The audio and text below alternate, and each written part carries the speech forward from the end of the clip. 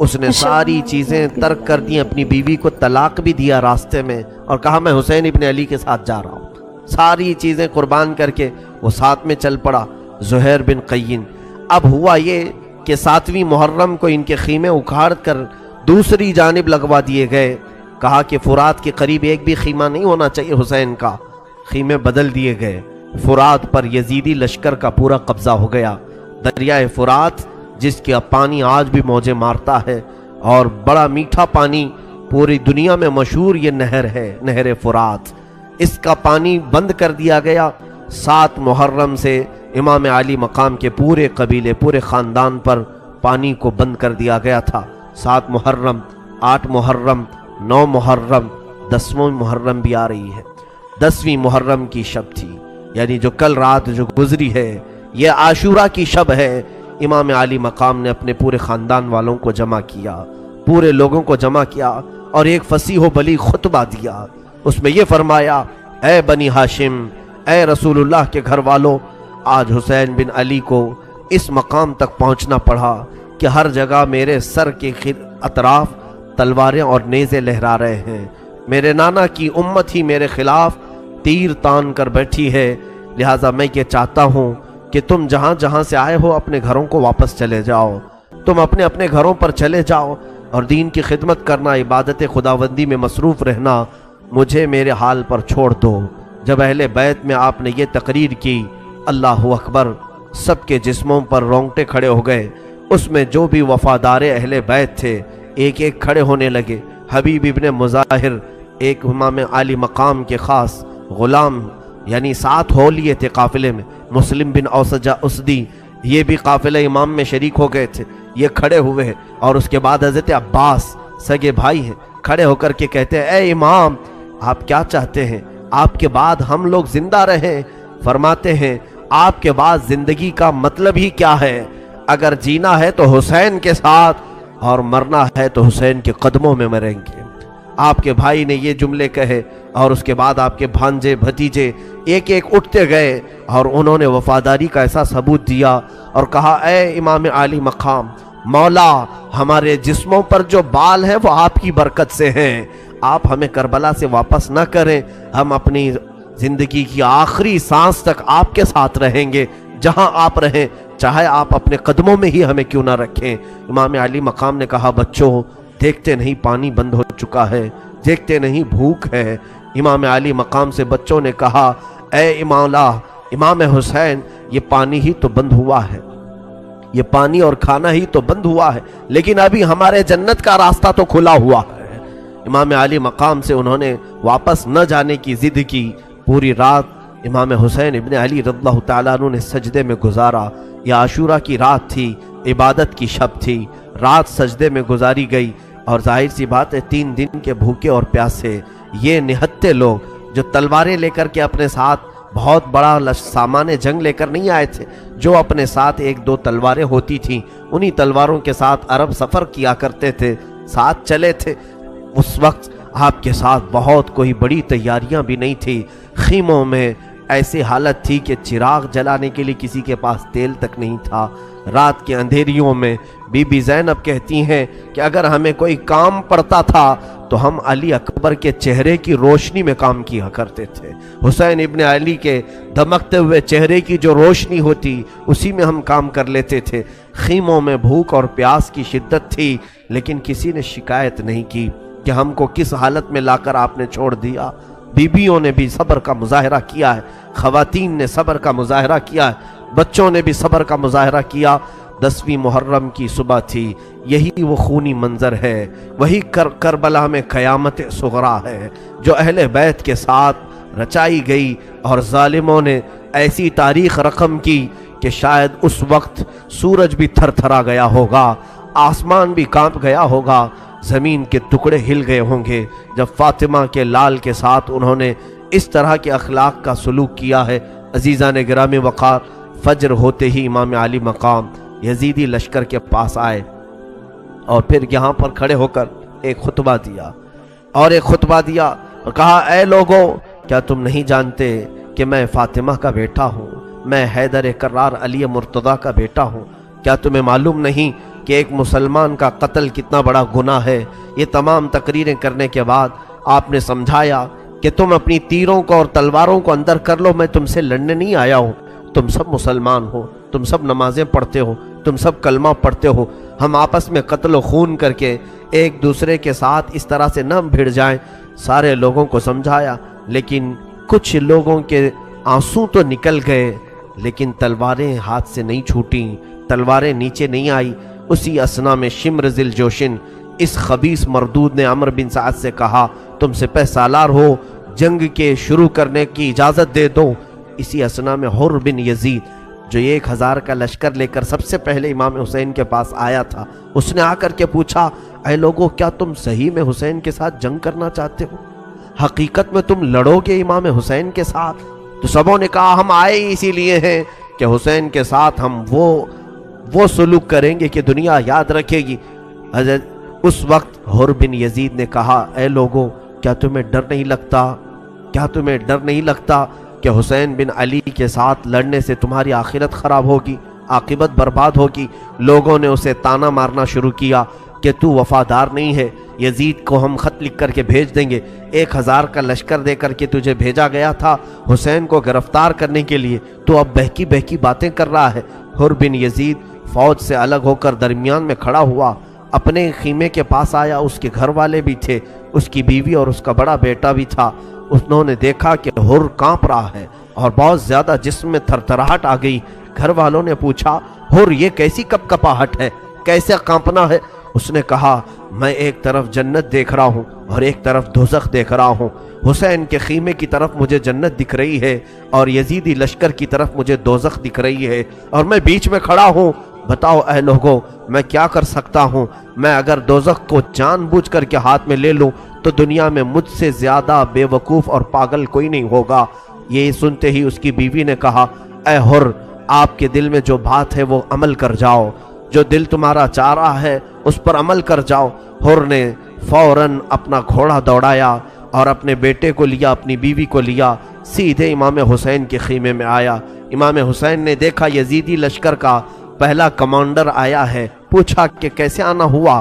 ابھی تو کوئی جنگ کی بات نہیں ہے۔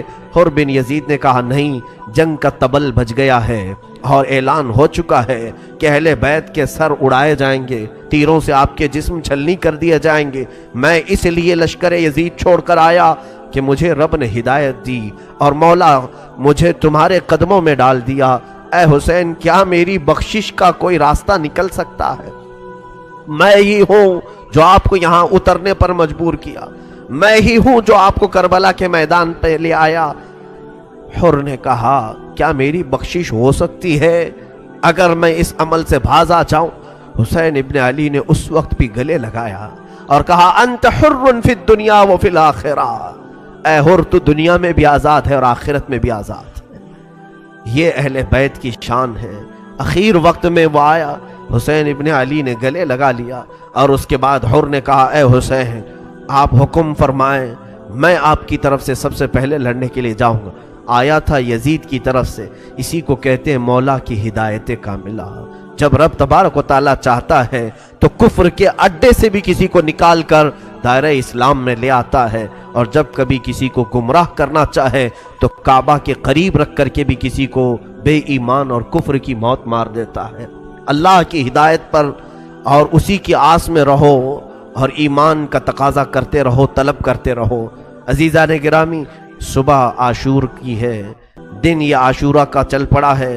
امام عالی مقام نے اس وقت اپنے گھر والوں کو صبر کی تلقین شروع کر دی، پھر سے دوبارہ جمع کر کے کہا، اب بھی وقت ہے، تم سب کے سب پلٹ جاؤ، میں اکیلا نپٹ لوں گا، جب تک میری طاقت ہے میں ان کے ساتھ جو معاملات ہوں گے نپٹ لوں گا۔ لیکن مجال ہے کسی ایک شہزادے نے بھی کہا ہو ہم واپس چلے جائیں، کسی نے نہیں کہا۔ اس کے بعد عمرو بن سعد ظالم یزید کا سپہ سالار شمر ذی الجوشن کو لے کر اعلان کر دیا کہ تیر تان لیے جائیں۔ سارے لوگوں نے گھٹنے ٹیک دیے اور حکم کی فرما برداری پر اپنے اپنے تیر سنبھال لیے، اور خیمہ حسین کی طرف ہر ایک کا تیر تھا۔ اور اسی اسنا میں 1000 کا لشکر لے کر عمرو بن سعد گھوڑے دوڑاتا ہوا خیمہ حسین کے پاس آیا۔ जैसे ही वो आया, अब सैयदना इमाम हुसैन ने अपने घर के 20 अफराद को लिए और इन 1000 का मुकाबला करना शुरू किया। हमने तो बदर के मुतालिक सुना है 313 थे और मुकाबिल में 1000 थे। या हुसैन के साथ 20 हैं और मुकाबिल में 1000 हैं। यह हाशमी जवानों के साथ इमाम हुसैन के शहजादों ने वो आए हुए लश्करियों को जो दौड़ा रहे थे, खीमों के पास बेहुरमती कर रहे थे, हुसैन इब्न अली के शहजादों ने उनकी सफ़ों को ऐसे काटा, पूरे मजमे को ऐसा मुंतशिर किया कि कई घोड़े जख्मी होकर गिरे, कई फौजें वहाँ कट गईं और उसके बाद वो जान बचाकर फिर खीमा यजीद में आ गए, यजीद के लश्करियों में आकर मिल गए और कहा इस तरह से जंग नहीं होगी। फिर अम्र बिन साद ने कहा अब देखना, तुम सब गवाह रहना, सबसे पहला तीर हुसैन की तरफ मैं चलाता हूँ। और ये कह करके उसने खीमा हुसैन की तरफ तीर चलाया और उसके बाद ऐलान कर दिया जंग का आगाज हो चुका है। तबल बजाए गए, बाजे बजाए गए और सुर फूंके गए। वहाँ पर तबले, बांसुरियाँ और ये जो बजाए जा रहे थे हुसैन के साथ जंग छेड़ने के ऐलान में बजाए जा रहे थे। आज भी लोग बजाते हुए निकलते हैं। शायद आज भी लोगों के दिल में ये होगा, हुसैन को बुला रहे होंगे कि फिर से जंग शुरू होने जा रही है। तबले बजाए गए थे यजीद की तरफ से और उसके लश्करियों ने ऐलान के लिए ढोल बाजे बजा करके शुरुआत की जंग की। इमाम हुसैन इब्न अली रदी अल्लाह ताला अन्हु अपने खीमे में बैठे थे। हुर बिन यजीद जो आए, इमाम अली मकाम की बैत की थी और वफादारी का सबूत दिया था, वो उठे और जाने लगे तो हुर बिन यजीद का बेटा अली वो खड़ा हुआ और कहा कि ऐ बाजान, आपके होते हुए, मेरे होते हुए आप कैसे जाएंगे, मुझे इजाज़त दें। तो सबसे पहले हुर बिन यजीद का बेटा मैदान करबला में उतरा। ये इमाम अली मकाम के वो नए साथी हैं जो उसी दिन मुलाकात की है और उसी दिन निकल पड़े। और उस जवान ने 2-3 लोगों को अपनी तलवार से मारा, लेकिन ज़्यादा देर तक वो नहीं मार सका। अचानक इसी असना में जालिमों ने उसे घेर कर शहीद कर दिया। नौजवान बच्चे का जैसे ही इंतकाल हुआ, हुर बिन यजीद कहते हैं कि मैं घोड़ा दौड़ा कर मेरे बेटे की लाश उठाने के लिए निकला था कि हुसैन के नाम पर मेरा शहजादा गिर गया है, बेटा मेरा इंतकाल कर गया होगा, इसलिए कि वो बार बार चिल्ला रहा था अदरिकनी या बता, ऐ मेरे अब्बा आ जाओ, मुझे पकड़ लो, मुझे उठा लो। और उसकी रूह कब्ज हो चुकी थी हुर बिन यजीद के बेटे की। हुर कहते हैं मैं घोड़ा दौड़ाते हुए मेरे जवान बच्चे के तक पहुंचना चाह रहा था, देखा वहां पर मुझसे पहले हुसैन इब्न अली पहुंचे हुए हैं और इमाम अली मकाम उस जवान को उठा रहे हैं और उठा कर के खीमे की तरफ ला रहे थे। हुर बिन यजीद ने कहा आका ये गुलाम ज़ादा है, ये गुलाम ज़ादा है, आप अपने कंधों पर इस गुलाम को उठा कर ला रहे हैं। हुसैन इब्न अली ने कहा हुर तुझे मालूम नहीं, दुनिया का दस्तूर है, बूढ़ा बाप जवान की मैयत को नहीं उठाता, बूढ़ा जवान के लाशे को नहीं उठा पाता, क्योंकि कंधे झुक जाते हैं, झोल जाते हैं और कमर टूट जाती है। याद रखना, अगर किसी के सामने उसके जवान बेटे की मौत हो जाए, कौन सा बाप है जो जनाजा उठाने की हिम्मत करेगा। हुर बिन यजीद ने कहा आका ये गुलाम ज़ादा है, आप उठा रहे हैं। हुसैन इब्न अली ने कहा कि हुर तुझे मालूम नहीं, दुनिया का दस्तूर है कि जवान बेटों को बाप नहीं उठा पाता, तो मैं उठाऊंगा जब तक रहूंगा। लेकिन करबला ने वो भी मंजर देखा जब हुसैन ने खुद अपने शहजादों की लाशें उठाए, तब कोई दूसरा उठाने वाला था ही नहीं। ऐ मेरे अजीजों, इमाम अली मकाम उस जवान बच्चे की लाश को खीमे तक ले आए। हुर बिन यजीद ये इमाम अली मकाम की तरफ से निकले और अपने बेटे की मौत का गम भी लाहिक था। यजीद के लश्करियों पर वो शेर की तरह बिफर गए, जगह जगह से उनकी सफ़ों को काटते रहे। अम्र बिन साद ने कहा कि पकड़ लो हुर बिन यजीद को और गिरफ्तार करो। लोगों ने जब तीरों से हमला किया और फिर देखा कि तीर खाकर तकरीबन 27 तीर हुर बिन यजीद के जिस्म पर लगे, लेकिन वो किसी तीर का कोई भी नोटिस नहीं लेते थे। और उसके बाद ऐसा हुआ कि उनके घोड़े को गिराया गया और लोग उनके जिस्म पर चढ़ गए और उनका सर भी जिस्म से अलग किया गया। हुर बिन यजीद को वहाँ पर शहादत हुई। आली मकाम इमाम हुसैन रज़ियल्लाहु ताला अन्हु के ख़ानदान में से کوئی بھی بچے کو ان کے ساتھیوں نے پہلے میدان میں اترنے نہیں دیا جب تک امام علی مقام کے وفادار ساتھ میں تھے۔ حضرت حبیب ابن مظاہر، مسلم بن اوسجہ اسدی اور زہیر بن قین البجلی، عبداللہ، یہ تمام وہ لوگ ہیں جو امام علی مقام کے ساتھ تھے، خاندان والے نہیں تھے، لیکن انہوں نے خاندان کے کسی فرد کو جانے نہیں دیا، پہلے خود اترے۔ حبیب ابن مظاہر آئے، زہیر بن قین آئے، یہ سب لڑتے رہے، عبداللہ آئے، یہ سب لڑتے لڑتے جام شہادت نوش کر گئے۔ ان کے جسموں کو یزیدیوں نے پامال کیا، بکھیر دیا۔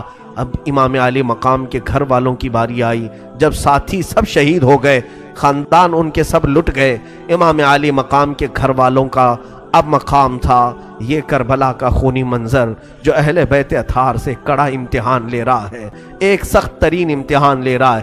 بھوک کا امتحان الگ ہے، پیاس کا امتحان الگ ہے، اور بغیر چھت کے گھروں کا امتحان الگ ہے، اور اس کے بعد تلواروں کے مقابلے کا امتحان الگ ہے۔ امام علی مقام غم کے عالم میں بیٹھے ہوئے تھے۔ اسی اثنا میں آپ کے بھائیوں میں سے حضرت علی کرم اللہ وجہہ الکریم کے جو شہزادے تھے وہ اٹھے، تینوں شہزادے وہ ایک ساتھ گئے اور امام علی مقام کی اجازت سے کربلا میں لڑتے رہے۔ انہوں نے بھی کئی ظالموں کو تہ تیغ کیا، فنا فی النار کیا، لیکن واپس کوئی نہیں لوٹا۔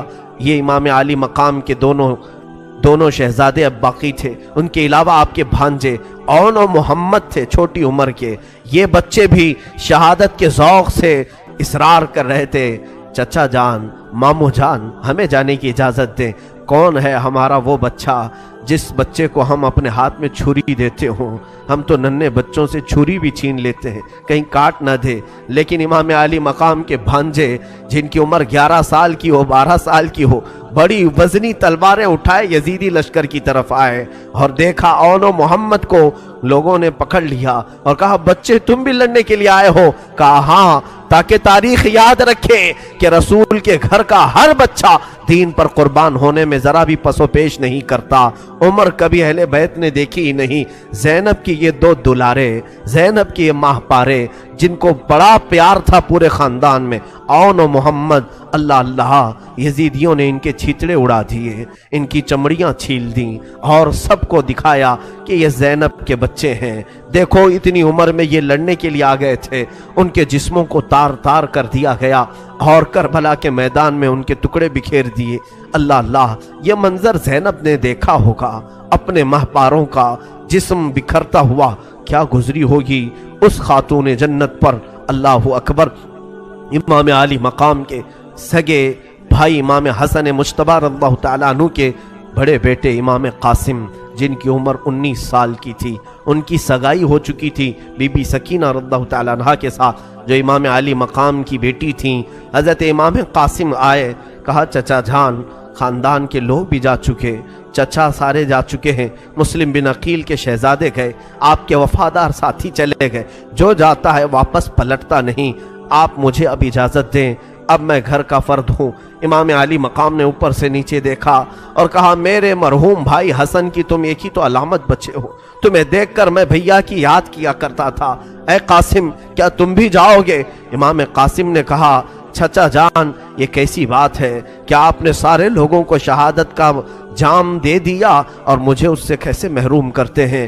امام علی مقام نے امام قاسم کے ماتھے کو بوسہ دیا، ان کے ہاتھوں کو اپنے سینے پر رکھا اور کہا میں نے اپنے بھائی حسن کا غم اب تک نہیں بھولا، جاؤ قاسم، اللہ تیری حفاظت کرے۔ امام قاسم آئے، اللہ اکبر، امام قاسم کی جواں مردی تو ایسی تھی، کیوں نہ ہو رسول اللہ کے گھر والا، وہ ایسا شہزادہ جو حسن مجتبی کا لاڈلا تھا، گھوڑے پر سوار ہو کر جب آواز لگانے لگا یزیدیوں کو، کوئی مقابل میں ہے، کوئی میرے سامنے آئے گا؟ عمرو بن سعد نے ایک مشہور و معروف پہلوان، ازرق نام کا پہلوان، اس سے کہا کہ جاؤ اس قاسم سے لڑو۔ اس نے کہا ہاں، اس بچے سے مجھ جیسا پہلوان لڑے گا؟ کہا کہ میں پہلے اپنے 4 بیٹے ہیں، ان میں سے کسی کو بھیجوں گا، وہ خود ہی کام تمام کر کے آ جائیں۔ اس پہلوان کے بڑے 4 بیٹے ہٹے کٹے لہیم و شہیم تھے، اس میں سے ایک بیٹے کو بھیجا امام قاسم کے سامنے۔ امام قاسم، اللہ اکبر، وہ کربلا کا دولہا جس کی قوت دیکھیں آپ، 3 دن کی بھوک اور پیاس کے بعد تلوار ایسے چلاتا تھا جیسے ہواؤں میں بجلیاں کڑکتی ہوں، بجلیوں کی سی چمک پیدا ہوتی تھی۔ ایک وار تھا، ہم تو یہاں مرغوں کو ایک بار میں ذبح نہیں کر پاتے، امام قاسم بن حسن رضی اللہ تعالیٰ عنہ ایک ہی وار میں ازرق کے بیٹے کو فنا فی النار کیا۔ دوسرا بیٹا آیا، اس کو بیچ میں سے کاٹ دیا، تیسرا آیا، اس پر تلوار چلائی، چوتھا آیا، اس پر تلوار چلائی۔ 4 بیٹوں کو چند ہی منٹوں میں آپ نے صفایا کر دیا۔ ازرق یہ دیکھ کر کے پریشان ہوا، میرے 4 ہونہار پہلوان بیٹوں کو اس قاسم نے ادھیڑ کر رکھ دیا۔ وہ شیر کی طرح چنگھاڑتا ہوا میدان میں آیا اور کہا، اے قاسم، تو نے میرے 4 بیٹوں کے ساتھ برا سلوک کیا، اب میں تیرے ساتھ بہت برا سلوک کروں گا۔ اس کے بعد اس نے دیکھا امام قاسم کے ہاتھ میں اس کے بیٹے کی تلوار ہے، کیونکہ امام قاسم کی تلواریں کند تھیں، مڑ رہی تھیں۔ وہ جو ازرق پہلوان کے بیٹے کی تلوار تھی، قتل ہونے کے بعد آپ نے وہ اٹھا لیا تھا۔ اب ازرق نے پوچھا، یہ میرے بیٹے کی تلوار ہے، تیرے پاس کیسے آئی؟ کہا، تیرے بیٹے نے یادگار کے طور پر مجھے دیا ہے تاکہ اسی تلوار سے میں تیرا بھی خاتمہ کروں، تیری حیثیت میرے سامنے ایک مچھر سے زیادہ نہیں ہے۔ ازرق بپھر گیا اور چلانے لگا۔ اسی اثناء میں امام قاسم نے الحرب خدعۃ کے طور پر صرف اتنا کہا، ازرق تیری پہلوانی کے جوہر ہم نے بہت سنے، تیرے کارنامے ہم نے بہت سنے، لیکن تجھے تو گھوڑے کی زین باندھنا بھی نہیں آتا۔ تو جس گھوڑے پر بیٹھا ہے اس کی نکیل تو دیکھ، الٹی باندھا ہے۔ آپ نے اس کو توجہ مبذول کرانے کے لیے بولا، یہ کسی پہلوان کی توہین ہے۔ جنگ کے میدان میں کسی سپہ سالار کو یہ کہنا کہ تجھے گھوڑے کی نکیل باندھنی نہیں آتی، اس کی توہین ہے۔ ازرق نے جھک کر اپنے گھوڑے کی زین کیا دیکھی، آپ نے تلوار اٹھائی اور اس کی گردن پر ایسا مارا کہ سر اچھل کر گر گیا۔ عمرو بن سعد کو بڑا غصہ آیا کہ اس نے ہمارے پہلوانوں کا خاتمہ کرنے کی ٹھان لی ہے۔ اس کے بعد حکم دیا، اے لوگوں، تمہیں معلوم نہیں یہ علی کا شیر ہے، یہ فاطمہ کا گھر کا دلارا ہے، اس کے ساتھ اکیلے نہ جاؤ۔ اب اس کے ساتھ پورا جملہ جتھا مل کر کے حملہ کرے، حتیٰ کہ یہ کتوں کا جتھا آیا۔ تقریباً 25 لوگ امام قاسم کے ارد گرد منڈلانے لگے، کوئی تیر ادھر سے مارتا، کوئی ادھر سے مارتا۔ تلواروں سے ایک فاطمہ کا لاڈلا کتنوں کا مقابلہ کرے گا؟ تنہا علی کا لال خاروں میں گھر گیا، وہ گل ازار فاطمہ کانٹوں میں گھر گیا۔ اور اس کے بعد امام قاسم ابن حسن رضی اللہ تعالیٰ عنہ کو ان ظالموں نے اتنا زخم دیا کہ ان کے سر میں نیزے مارے، ان کے سینے پہ نیزے مارے، پیچھے پیٹھ پر نیزے مارے، جسم کا کوئی حصہ نہیں چھوڑا جہاں تیر نہ مارے ہوں۔ امام علی مقام امام قاسم رضی اللہ تعالیٰ عنہ کے ہاتھ سے تلواریں چھوٹ